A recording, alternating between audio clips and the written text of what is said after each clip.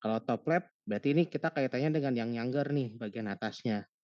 Kan top berarti ke arah atas kan ya, down ke arah bawah, kalau on left berarti ke arah samping, simpelnya gitulah.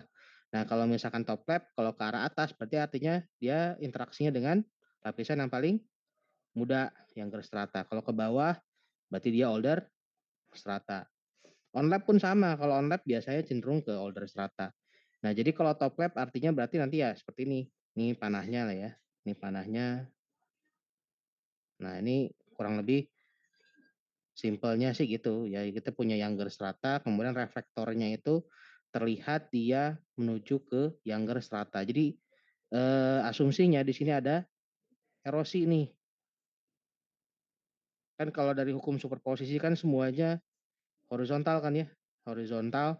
Tapi kalau in case di sini kita punya misal gitu ya, kita punya pesisir pantai seperti ini ya. Nah, kita punya sorry. Oh, ini nggak bisa di ini ya. Oke, oke, apa? Kita punya sedimentasi seperti ini gitu ya. Kita punya sedimentasi seperti ini. Ini misalkan si levelnya gitu kan. Nah, ini berarti artinya kalau stacking seperti ini kan dia masih ini ya, ngikutin daripada muka air laut ya. Cuman pada saat muka air lautnya ini nanti ada di bawah, turun misal di sini. Nah, nanti kan baru ada pengendapannya di bawah sini kan ya. Di bawah sini ada lagi, di bawah sini ada lagi. Nah, bagian ini yang awalnya ini di bawah muka air laut jadi terekspos kan. Nah, yang terekspos ini biasanya besar kemungkinan akan tererosi. Nah, dia akan tererosi. Nah, nanti makanya tersisalah yang seperti ini nih. Nah, ini nanti kelihatannya kita punya bidang erosi, ya kita ada lapisan A dan B. Nah, ini yang A, ini B, gitu ya. Nah, ini bidang erosinya. Ini disebut sebagai younger strata tadi, gitu ya. Ini untuk yang top left. Nah, terus, sorry,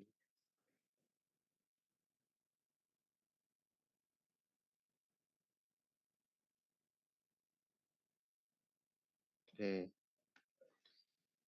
Kalau yang D, yang erosional truncation ya berarti kita beda lagi ceritanya, gitu kan. Kita punya misal ya, kalau kayak gini kita udah punya kan seperti inilah.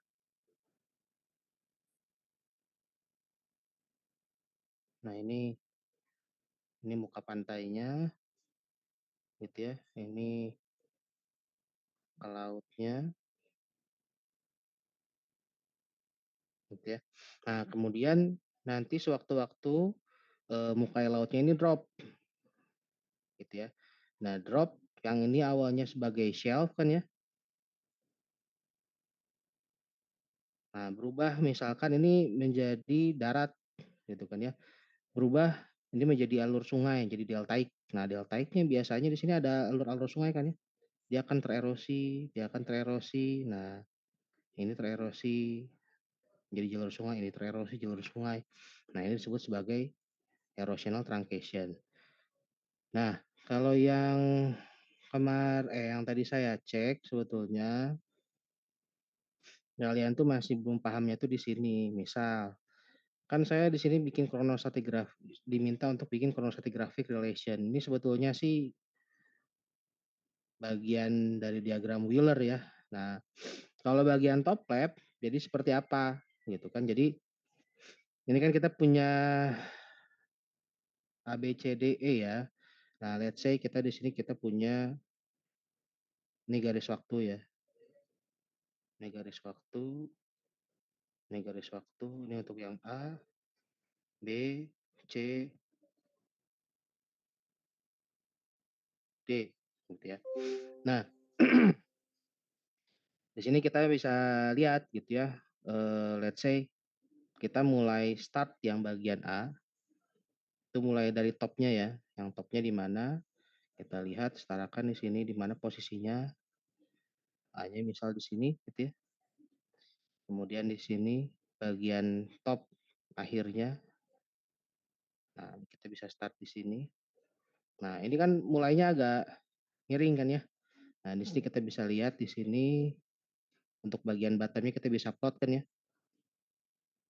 ini bagian bottom-nya, ini bottom dari yang A, nah berarti seperti ini ya kurang lebih.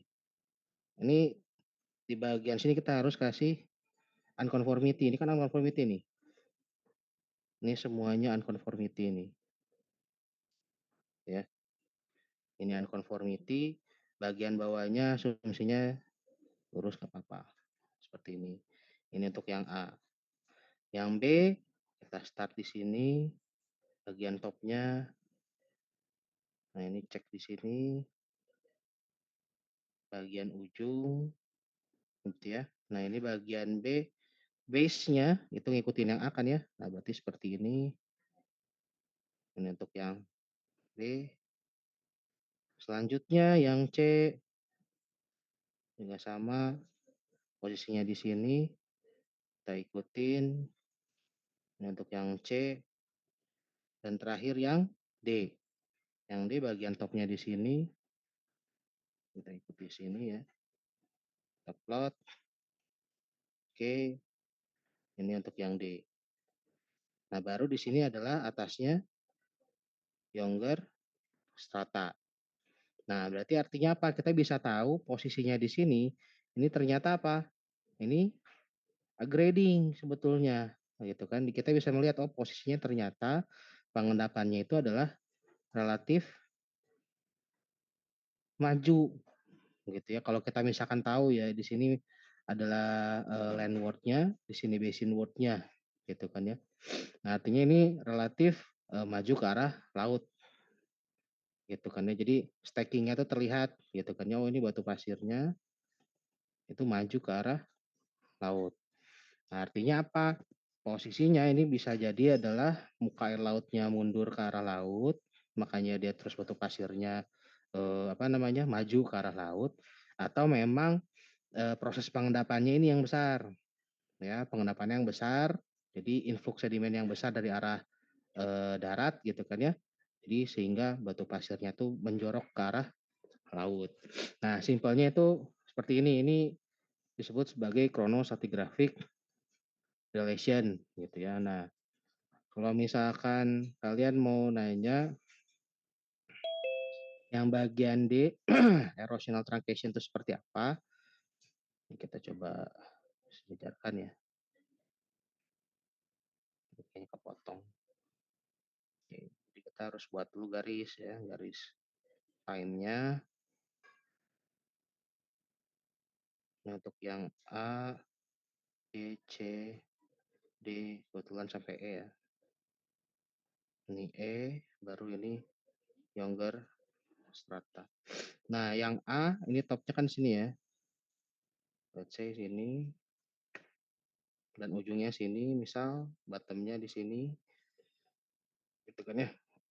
Nah, ini untuk yang A berarti bagian bawahnya kan di sini bisa dibikin lurus aja. Nah, ini untuk yang A.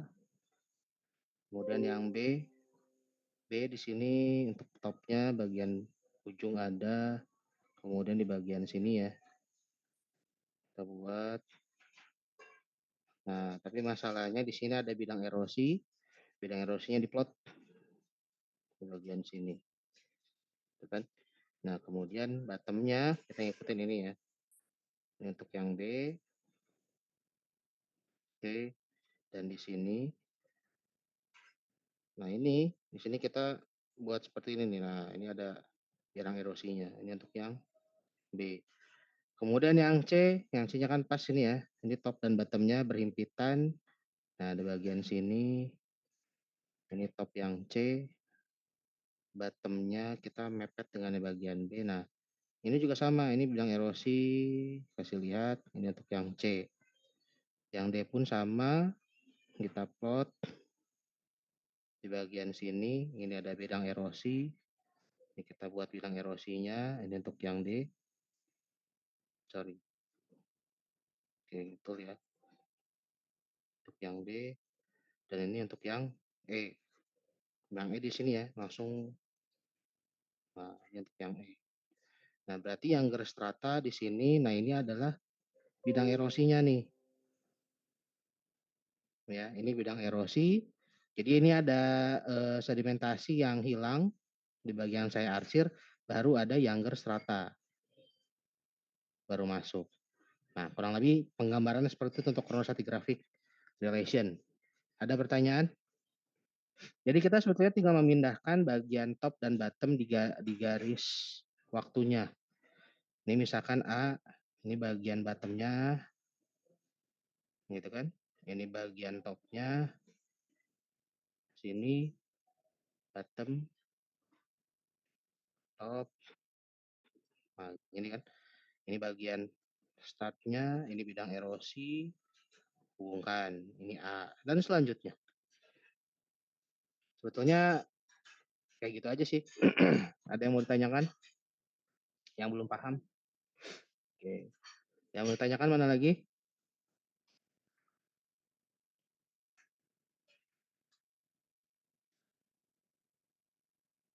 Ini, paham ya? Ini sama kayak yang pertama sebetulnya. Kalian tinggal lihat terminasinya aja. Misalkan ini kalian mau dibikin apa? Terminasi yang A-nya apa ini udah aja ya. Ini A, ini B. A itu berarti bagian top, B itu bagian bottom plus per C. C itu internal reflection-nya. Bagian A-nya misalkan konkordan. B-nya bagian bottom-nya konkordan. Internal reflection-nya misalkan paralel, kalian tinggal tulis P.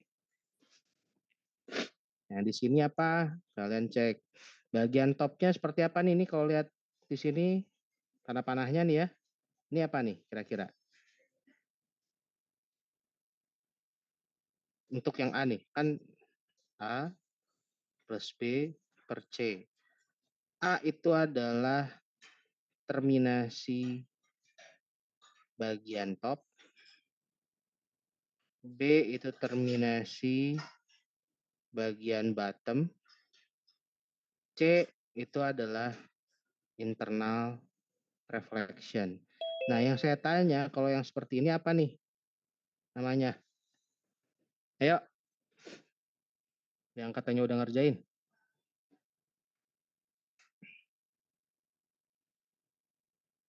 Ngerti nggak yang saya maksud? Ini kan kita udah bisa bedakan ya. Eh, ini, nah, sepanjang ini reflektornya sama nih karakternya, ya kan? Yang di sini, kalau kalian perhatikan, nah ini grup reflektor yang sama, segini ya. Oke, yang ini reflektornya sama. Jadi kurang lebih ada 1, 2, 3. Sebenarnya di sini ada lagi 4. Di atasnya lagi ada 5. Nah, yang saya tanya yang nomor 2 ini nih. Kalau kalian punya di sini Younger Strata, kemudian kalian lihat di sini reflektornya seperti ini. Nah, di bagian top ini berarti namanya apa nih? Terminasi refleksinya. Yuk, kalian paham terminasi refleksi nggak? Kan ada yang bagian top, ada yang bagian bottom, ada yang internal reflection. Yang tadi saya udah jelasin, di sini kan ada down lap, ada on lap, ada top lap. Top lap tuh untuk bagian top ya, terhadap younger strata. Lapisan yang paling muda. Kalau down lap berarti ya dia reflektornya ini ke bawah kan ya. Makanya saya bilang nih, ini air ini tanda panah nih. Jadi ini older strata, ini reflektornya tanda panah kan ya. Nah, dia ke bawah nih down lap. Kalau top lap berarti kita punya younger strata, reflektornya seperti ini, ya. Dia ke arah top left. Jadi ada erosi yang kata saya nih, ini ada erosi. Yang saya tanya yang ini apa nih? Yang dua, Izin menjawab, ya. Pak, itu top left, down Oke, left, sama, mmm, top left, di bawahnya di sini down left kan ya? iya, Oke, ini down left. Nah, ini apa nih? Ini oblique sebenarnya bukan, Pak? masih bisa oblique, boleh. Tuh. Nah, ini bagian ini apa? Nah, yang penting tuh kalian tuh paham terminasinya dulu. Kan geometrinya tuh ada banyak untuk yang bagian A tuh kan terminasi top gitu ya. Itu ada apa aja. Yang B terminasi di bottom ada apa aja gitu kan ya. Nanti kalau misalkan disebut sebagai on lap tuh apa? Nah, ini nih on lap nih. Kalau kalian lihat nih. Jadi kita punya ini kan older strata nih. Dipindahin sini ya. Kita punya older strata seperti ini. Ini kan masih lebih tua kan ya. Ini baru muncul ada yang mudanya kan sini kan ya. Nah, ini lapisan mudanya. Kan muncul pasti yang ini dulu nih. Ini order strata, ini A, ini B. Ini kan dia pasti pengendapannya seperti ini ya. Nah, ini reflektornya itu berada di samping daripada older strata ini. Ini disebut sebagai onlap gitu ya. Ini yang saya gambarin ini ya. Oke, nah ini nanti kalian pindahkan. Nah, ini ke misal, oke, ini kan semuanya udah ya. Ini yang kosong tuh line satu kalau nggak salah. Oke, ini line 2 udah ada isinya. Nah, ini line satu. Ini kalian pisahkan nih di mana posisinya. Misal di sini ya, kalian batasin. Nah, di sini kalian batasin, di sini kalian batasin. Nah, baru nanti kalian bisa interpolasi nih. Oh, mungkin seperti ini nih, gitu kan ya.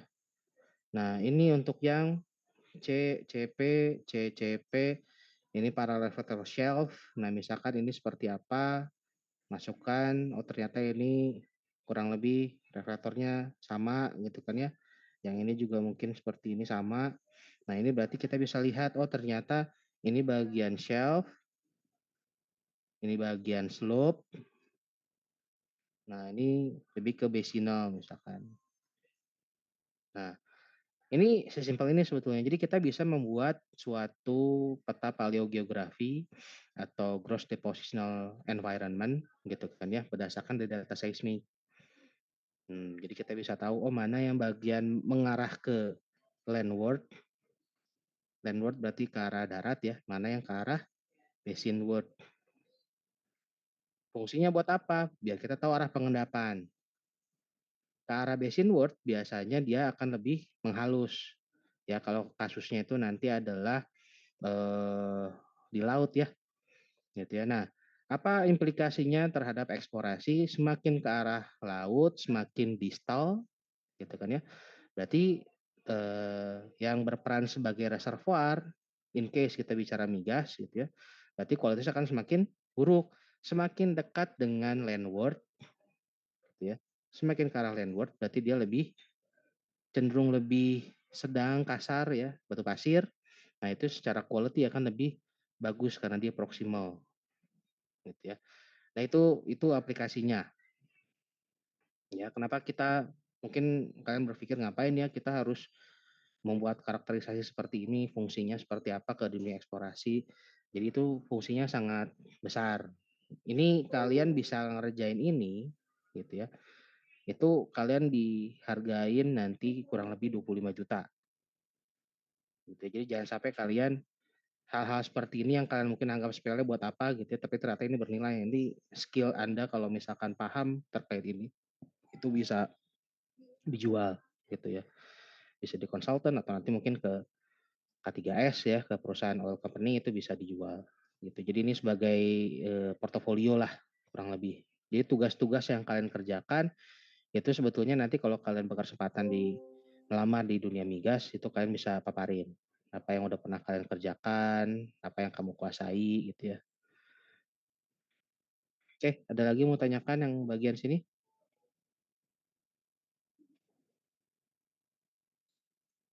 Oke. Yang ini ada pertanyaan? Nah, chronostratigraphic chart atau yang tadi disebut sebagai diagram Wheeler ini simpelnya tuh sama seperti yang sebelumnya ya.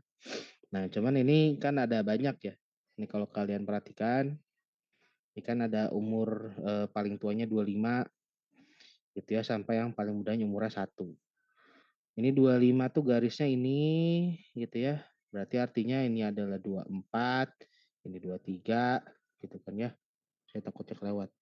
Ini 22, baru ini 21 ya.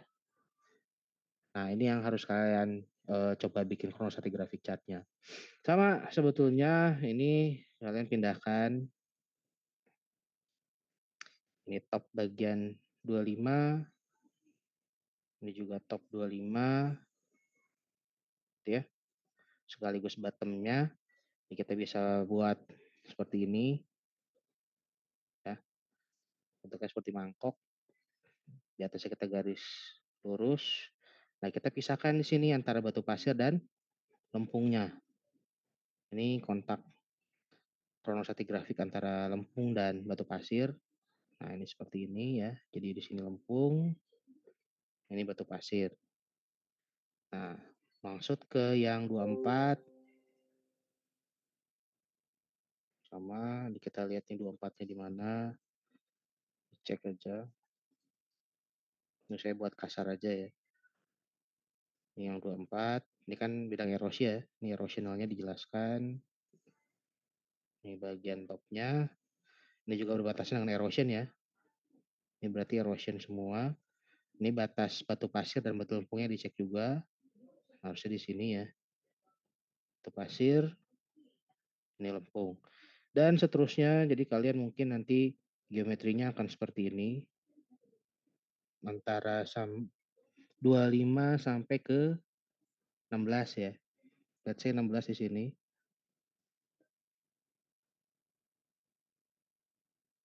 Nah, ini ada erosi lagi. Jangan lupa di sini kelihatan ya. Di sini ada erosi, ini erosi. Jadi di permukaan 16 ini ada bidang erosi ya. Nah, ini erosi 16. Nah, ini ada erosi ke bawah. Nah, ini lanjut sampai sini. Nah, ini erosi juga.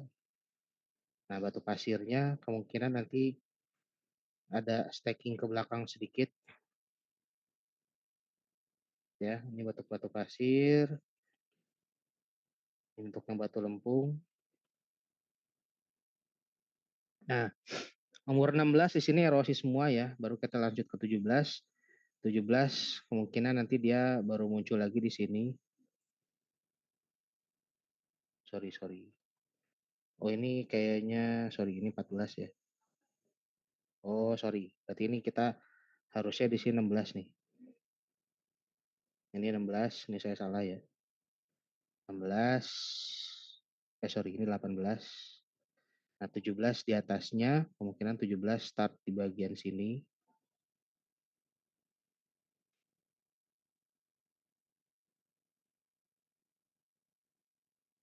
Nah, nanti 17 sampai 16. 16-nya di sini conformable ya. Lurus. Nah, baru di sininya nanti dia ada bidang erosi untuk yang 16. Batu pasirnya di sini. Ini batu lempung. Ya. Baru 14. Nah, 14, 13 ya. 13, 14 start di sini. Ini 13, ini erosi besar lagi. Muncul sini. Nah, ini 13. Baru muncul ke 9. Nah, ini dari di atas 13, which is itu adalah 12 sampai ke 8 nih kayak kalau kalian lihat ya. Nah, ini. Nah, ini stackingnya agak berbeda. Kita start dari sini ya. Ini kita start di sini.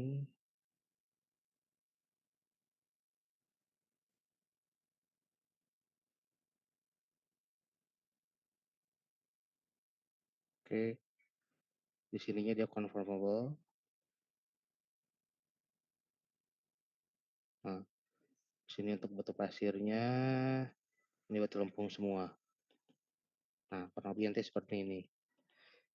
Nah, ini nanti kalian di-assess sesuai dengan umurnya. Ini yang 25, 24, 23 misal, 22. Nah, ini. Jadi setiap erosi di sini, ini kalian harus record. Nah, ini fungsinya buat apa? Nanti pada saat kalian di industri ya, itu kalian buat chronostratigraphic chart, itu agar kalian bisa mengetahui kapan waktu pengangkatan, kapan waktu pengendapan, istilahnya itu nanti aplikasinya kalian bisa tahu kualitas daripada reservoir tersebut gitu ya. Jadi kapan waktu untuk migrasi, jadi itu nanti ke petroleum system lah ya, nanti ke teknik eksplorasi migas. Nah, cuman goalnya itu adalah kalian agar bisa membuat event berdasarkan refleksi seismik. Jadi asumsinya ini adalah seismik refleksi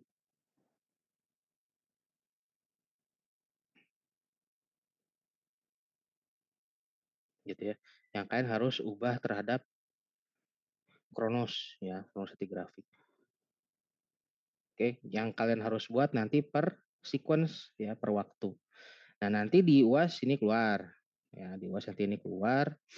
Yang pasti nanti dengan kasus yang berbeda dan jumlahnya stackingnya kurang lebih 20 atau 30 lah, saya lupa. Itu kalian jangan lupa waktu ujian bawa penggaris ya. Bawa penggaris, bawa pensil warna. Ya, jangan pinjem-pinjem. Oke, ada lagi yang mau ditanyakan? Silakan.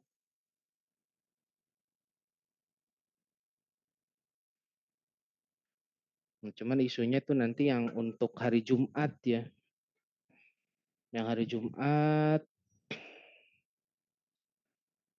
Jumat, bisa di switch gak ya jadwal ujiannya di hari selain Jumat?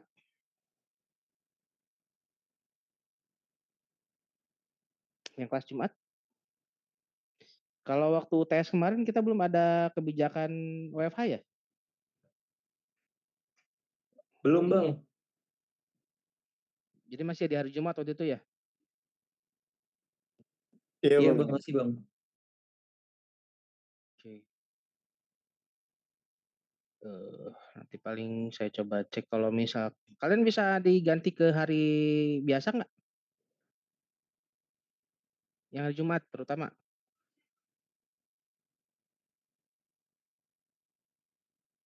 Mata kuliah lain semuanya ujiannya di minggu depan nggak? Atau ada yang nggak di minggu depan?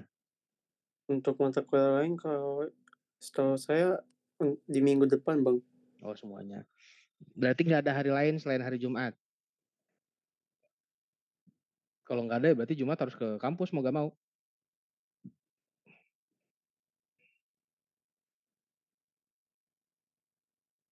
Gitu, mau ke kampus aja berarti ya hari Jumat ya. Mau gak mau untuk UAS kalau misalkan nggak ada waktu yang lain. Kalau ada waktu lain, misal sore di hari apa ya, antara Senin sampai Kamis atau mau di waktu yang lain mau pagi, mau siang, boleh. Pagi misal mau jam 7 boleh. Nanti saya coba dampingin ya, gak masalah. Atau mau dibarengin dengan kelas yang Senin. Senin tuh jadwalnya siang kan ya? Jam 1 ya? Nah, Senin misalkan mau Senin jam 1 boleh. Atau mau di jam lain intinya bebas sih semampunya kalian, se-available-nya kalian aja sih sebetulnya. Nanti saya usahain tapi kalaupun misalkan saya nggak bisa nanti saya bisa nitip ke yang lain, bisa ke Alis atau Kang Dadang. Oke, sebelumnya ada yang mau ditanyakan lagi materi kuliah?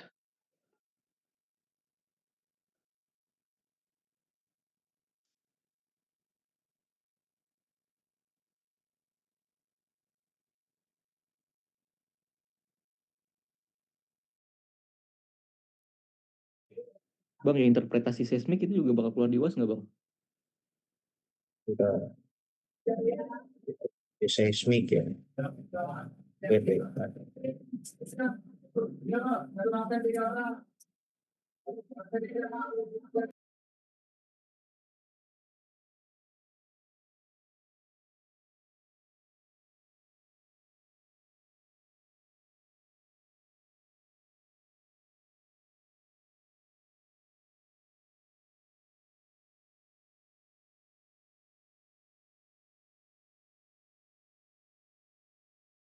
Oke, sorry sorry, tadi saya pindah ke laptop dulu.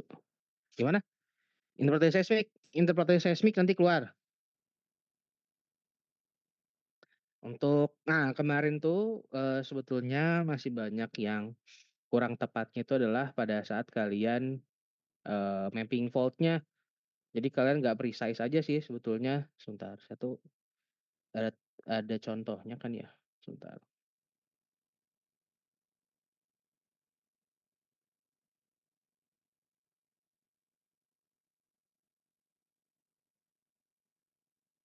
Saya sampai lupa dulu naruhnya di mana ya contohnya ya?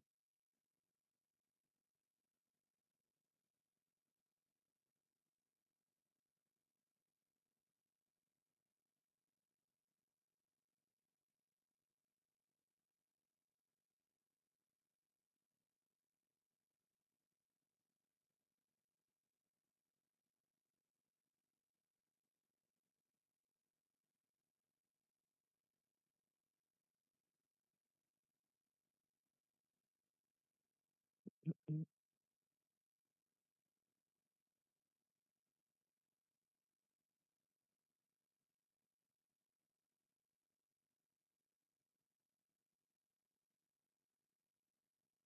sebentar, mana ya?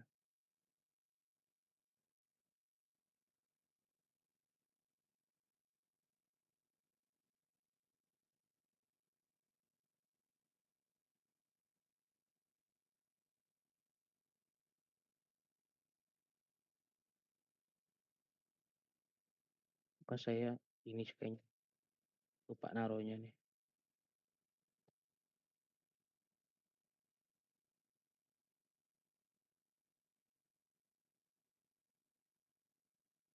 Bentar,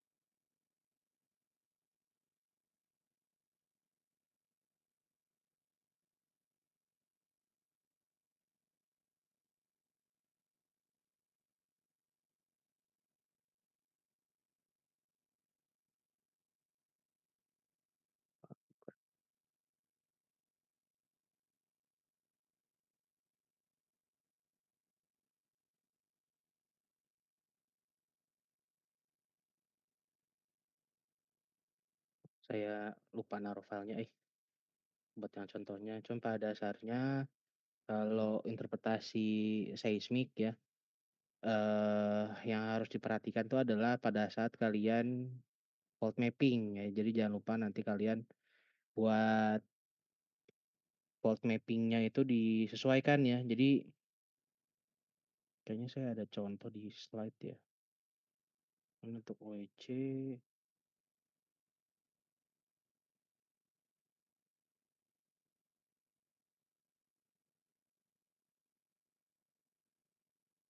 oke, bukan di sini kayaknya.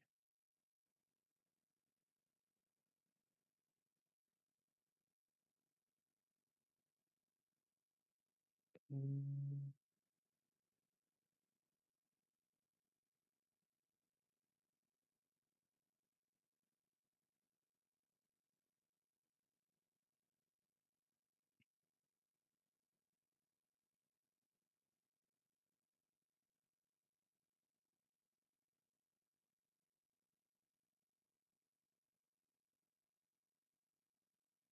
ya tugasnya aja ya.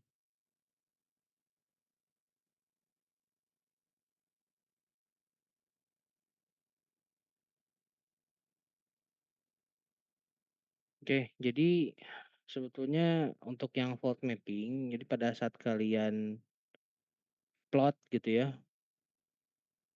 Nah, kemarin tuh yang diplot itu nanti HIF-nya. Jadi kalau misalnya kalian punya fault seperti ini, gitu ya.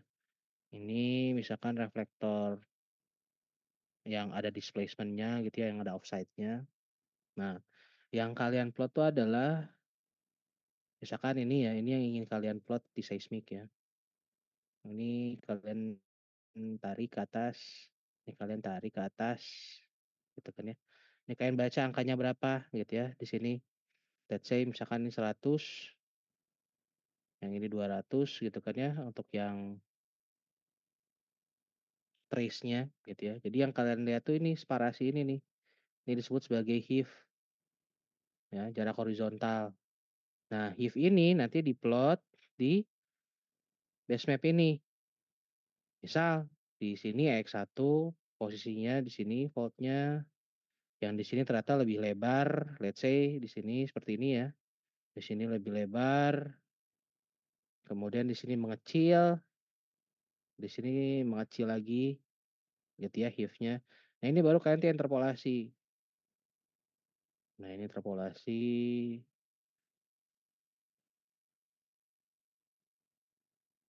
Nah, seperti ini. Ini juga bagian ujungnya. Nah, jadi kelihatan ya di sini melebar. Nah, kemudian semakin ke ujung dia menipis kembali gitu ya. Nah, jadi kita bisa mengetahui bahwa ternyata fault-nya itu kita punya ujung ya, kita punya fault tip yang biasanya kalau udah fault tip itu separasinya atau offset itu nggak terlalu besar. Tapi bagian fault core-nya di sini relatif lebih besar HIF-nya gitu ya. Nah, setelah kalian plot fault-nya ini, baru kalian contouring ya. Jadi kalau misalkan kita punya kontur di sini, kontur 500 let's say ya, ini 600, ini 700 gitu kan ya. Nah, kalau misalkan di sini, asumsinya adalah, sesar normal. Nah, kontur 500 ini di bagian, downside-nya dia akan mengecil. Nah, selanjutnya dia akan mengecil, mengecil gitu ya. Nah, kurang lebih seperti ini kontur 500-nya tuh jadinya ini yang bagian 500 ya. Nah, ini 500. Jadi kalau kita punya volt, ini kontur 500, pasangannya di sini. Jadi kelihatan di bagian ini tuh relatif lebih rendah nih, gitu ya.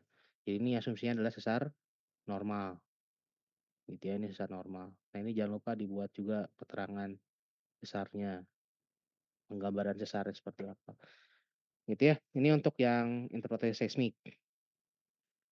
Ada lagi pertanyaan?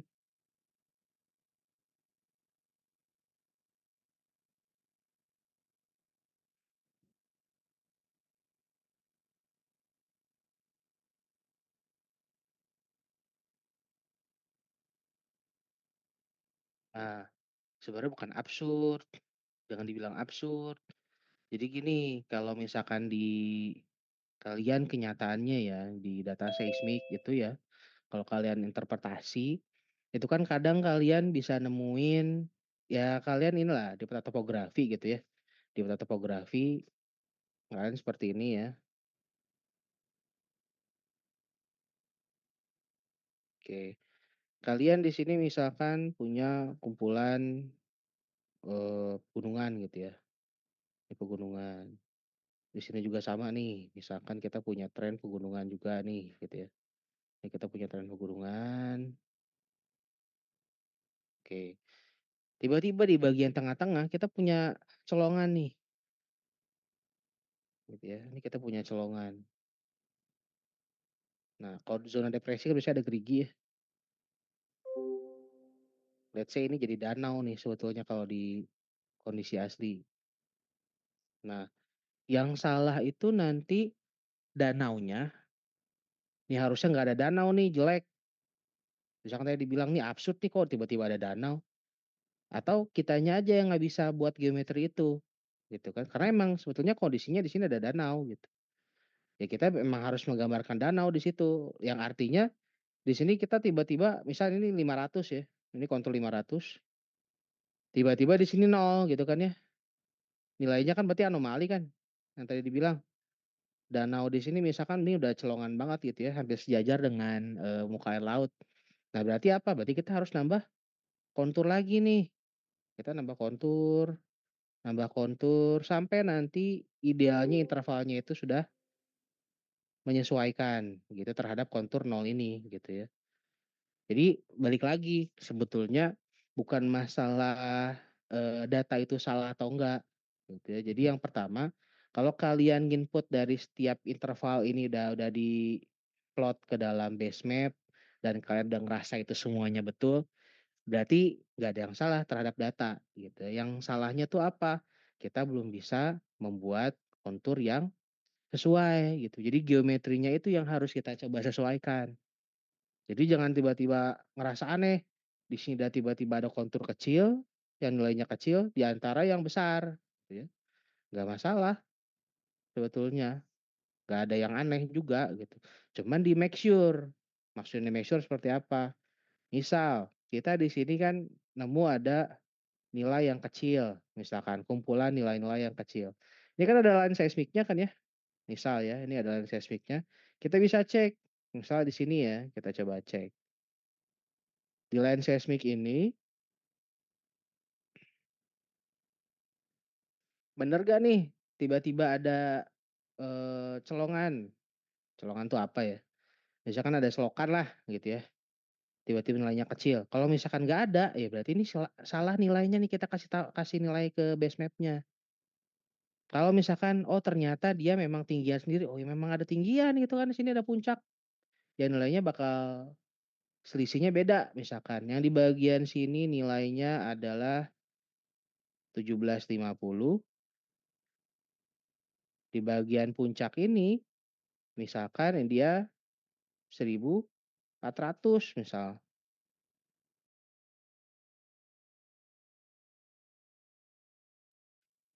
sorry. Nah, ada selisih seperti ini berarti ya wajar kita harus buat ada closure seperti ini, gitu ya. Jadi cara cross check-nya itu, oh ini ada tinggian nih, ada puncak, berarti nanti kurang lebih gambarannya di petanya itu adalah closure seperti ini, tertutup gitu ya, menutup konturnya.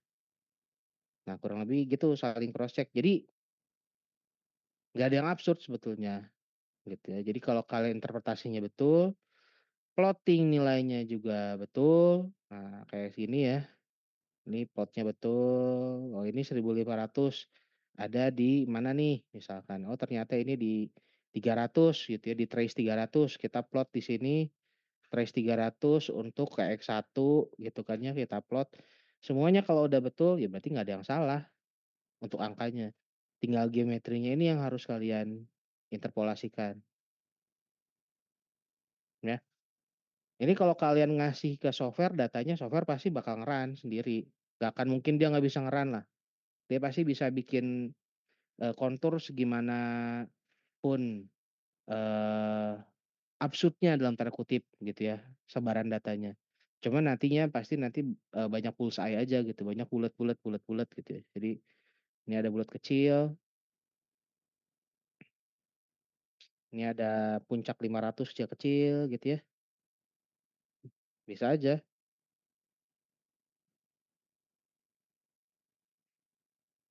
Ini puncak 500, di atasnya di bawahnya baru puncak 400 misalkan, 500 itu udah banyak. Nah ini sebetulnya bullseye disebutnya. Nah ini biasanya ada kesalahan nih, nggak boleh, nggak smooth lah. Nggak ada kondisi yang seperti ini kecuali kalau misalkan kalian di geomorfologi di peta topografinya itu nemu kerucut-kerucut banyak conical hills ya. Nah itu biasanya ciri khas untuk adanya geomorfologi kars. Nah sama sebetulnya nanti kalau kalian di subsurface, kalau kalian melihat conical-conical seperti ini dengan orientasi yang sama, bisa aja ini adalah kumpulan dari geometri reef, atau kalau kalian di geomorfologi present sekarang di permukaan, itu lihatnya sebagai conical hills. Di subsurface juga ada, gitu ya. Ini juga nanti bakal absurd nih, ini berarti angkanya bakal sama kan? Ini misal angkanya 50, ini semuanya 50 nih. Cuman kalau kalian bikin jadi satu garis, nanti bakal jadi aneh. Nanti bakal kayak gini kan, disatuin semua nih sama kalian nih kan, disatuin semua, udah jadi gitu kan, tapi kok tengah-tengahnya ada kontur 50 kan nggak mungkin, absurd nggak? Enggak, gitu ya. Berarti artinya apa? Ini kita harus pisahkan, artinya ada banyak kontur 50 di sini gitu ya. Dia ada kontur 50, ada kontur 50, ada kontur 50, nah kurang lebih kayak gitu. Jadi belum pasti juga kalian bikin kontur segini 50 itu ternyata di dalamnya ada 50 berarti artinya apa? Ini salah nih. gitu ya. Berarti harus ada 2 barang yang sama, kontur 50.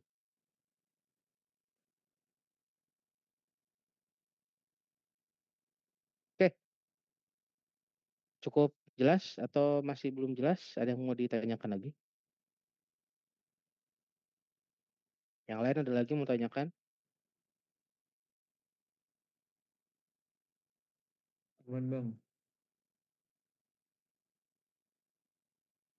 Oke, ada lagi? Nah ini ya, terminasi refleksi, jangan sampai nanti kalian nggak paham ya. Ini sebetulnya sengaja saya kasih tugas yang kalian kerjakan, dikumpulkan kemarin itu biar kalian nggak perlu ngerti, nggak perlu tahu namanya terminasi secara teori, jadi kalian bisa mengalami sendiri gitu ya.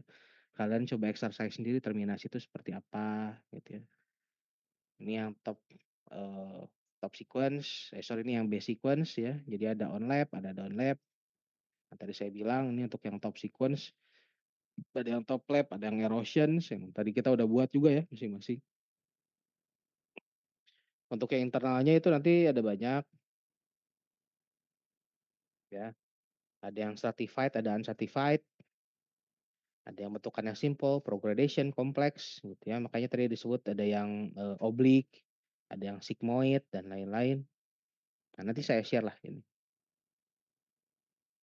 Oke, ada lagi yang mau tanyakan? Silakan. Terkait bahan UAS. Jadi gitu ya untuk yang Senin sesuai jadwal jam 1 kita langsung ujian akhir. Yang Jumat mau gimana? Mau Jumat aja kita ke kampus?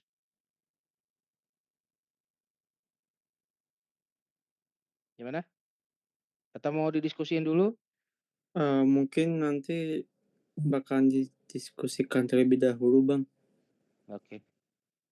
Saya harus kasih waktu ya, biar nanti saya juga bisa nyiapin waktu buat kalian.